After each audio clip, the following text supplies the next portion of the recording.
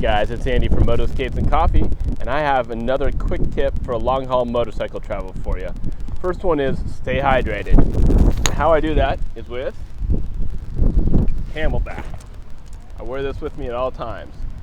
And the second part is special about a Camelback. I'll show you in just a second. Now, a lot of you that ride with a communicator or Bluetooth for headphones know that you do have quite a bit of time in there, but if you're going over more than like 2 to 4 hours, you might have to recharge, and that sucks riding without communication. So what I do is I throw a battery in my Camelback. Let me open that up.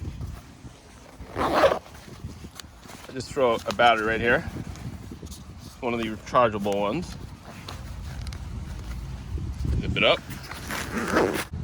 Zip it up. I run a cable through over my left shoulder, and as I'm riding,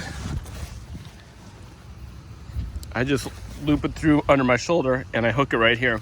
So I have hours and hours of riding without Bluetooth going out or without comms going out, and I can listen to my music the whole time. So that's another quick tip, and I'd love to hear what you guys use for quick tips for long haul motorcycle travel.